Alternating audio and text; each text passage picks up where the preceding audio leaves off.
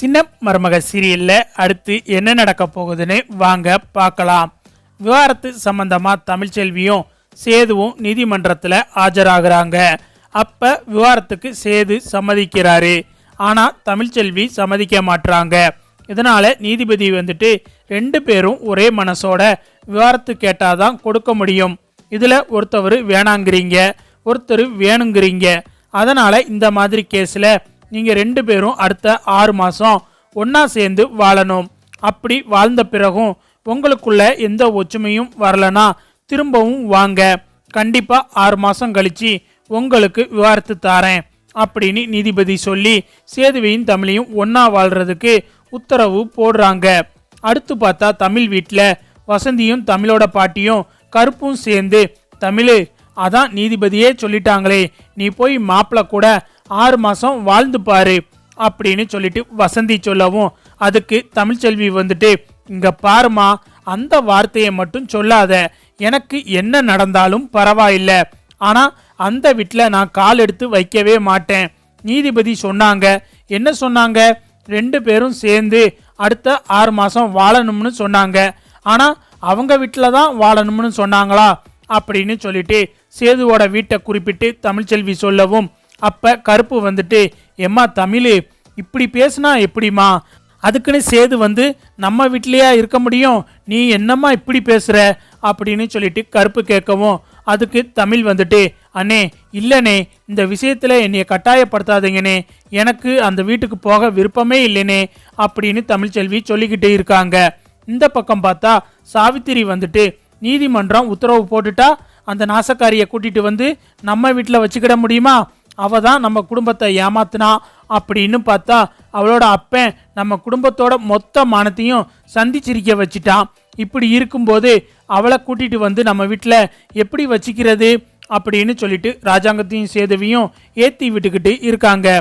உடனே அப்பத்தா ஏய் நீ என்னடி இங்க கத்திக்கிட்டு இருக்க, அங்க நீதிபதி சொன்னப்ப அங்க சொல்ல வேண்டியது தானே உன் நியாயத்தை, நீதிபதி உத்தரவு போடும்போது வாயை மூடிக்கிட்டு உட்கார்ந்துருந்த, இங்க கத்திக்கிட்டு இருக்க அப்படின்னு சொல்லிட்டு அப்பத்தா சொல்லவும், உடனே ஈஸ்வரி அத்தாச்சி சொல்றதுல என்ன தப்பு இருக்கு, நம்ம வீட்டுக்கு அவங்க ஒட்டுமொத்த குடும்பமும் கெட்டது தானே பண்ணியிருக்காங்க, அதுவும் தமிழ்ச்செல்வி கேரக்டர் வேற இப்போ சரியில்லை, ஏதோ காலேஜில் கேண்டீன் வச்சிருக்க பையன் கூட சேர்ந்து சுத்திக்கிட்டு இருக்காளாமா, அப்படி இருக்கும்போது தமிழ்ச்செல்வியை கூட்டிட்டு நம்ம வீட்டில் வச்சா இவ காலேஜுக்கு போறேன் அப்படிங்கிற பேர்ல என்னென்னமோ பண்ணிக்கிட்டு இருப்பா அப்படின்னு சொல்லிட்டு ஈஸ்வரி அவங்க பங்குக்கு நல்லா பத்த வைக்கிறாங்க. அப்பந்தான் பார்த்தா சேது இங்க பாருங்க, யாரும் கவலைப்பட வேணாம், அவளுக்கு இந்த வீட்டில் இடமே இல்லை, நீதிபதி சொன்னா என்ன, அவங்க அம்மா வீட்டிலேயே இருக்கட்டும், நான் இங்க இருக்கேன், 6 மாசம் கழிச்சு ஒன்னா வாழ்ந்துட்டோம் அப்படின்னு சொல்லிட்டு விவாகரத்தை வாங்கிட்டு போயிட வேண்டியதுதான், இதுக்கு போட்டு அவ எதுக்கு இந்த வீட்டில் இருக்கணும் அப்படின்னு சொல்லிட்டு சேது சொல்லவும், உடனே ராஜாங்கம் ஐயா சேது என்னையா சொல்ற, அப்படிலாம் செய்யக்கூடாதியா, நம்ம வக்கீல் கிட்ட இது சம்பந்தமா என்ன ஏதுன்னு விசாரிக்கிறேன்யா அப்படின்னு சொல்லிட்டு ராஜாங்கம் சொல்லிக்கிட்டு இருக்காரு. அடுத்து பார்த்தா தமிழ் தூங்கிக்கிட்டு இருக்கும்போது அவங்க கனவுல திரும்பவும் சேதுவோட அம்மா வராங்க. ஏம்மா தமிழ் செல்வி அடம் பிடிக்காதம்மா, எனக்காக அந்த வீட்டுக்கு போமா, போய் இருமா, எல்லாமே நல்லபடியா நடக்கும், உன் கூட நான் எப்பவுமே இருப்பேன், வாமா நான் உன்னைய கூட்டிட்டு போறேன் அப்படின்னு சொல்லவும் தமிழ்ச்செல்வி திடீர்னு கண்ணு முழிச்சிடுறாங்க.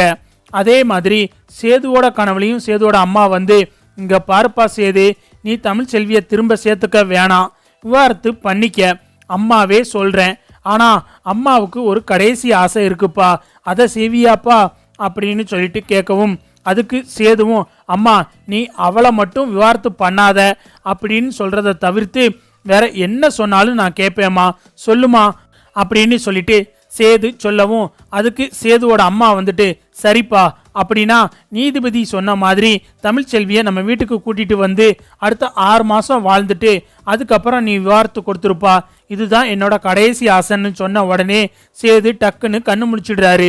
அடுத்து பார்த்தா கனவுல சேதுவோட அம்மா சொன்னதுனால தமிழ்ச்செல்வி சேதுவோட வீட்டுக்கு போறதுக்கு முடிவு பண்ணி சேதுவோட வீட்டுக்கும் வந்துடுறாங்க. இங்க பார்த்தா சேது, ராஜாங்கம், ஈஸ்வரி, சித்ரா, தாமரை, சாவித்திரி, அப்பத்தா, மோகனான்னு எல்லாருமே வீட்டில் உட்கார்ந்துருக்காங்க. அந்த நேரத்தில் வீட்டுக்குள்ள தமிழ்ச்செல்வி வரதை பார்த்த சாவித்திரி வந்துட்டு, அடியே அங்கேயே நில்லுடி, நீ எதுக்குடி உள்ள வர அப்படின்னு கத்துறாங்க.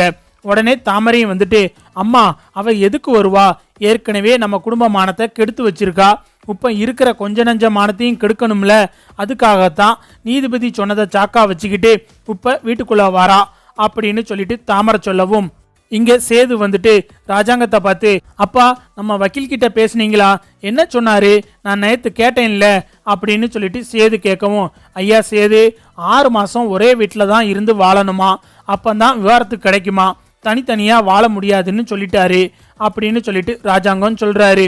அப்பந்தான் பார்த்தா அம்மா கனவுல வந்து சொன்னது சேதுவுக்கு ஞாபகத்துல வருது.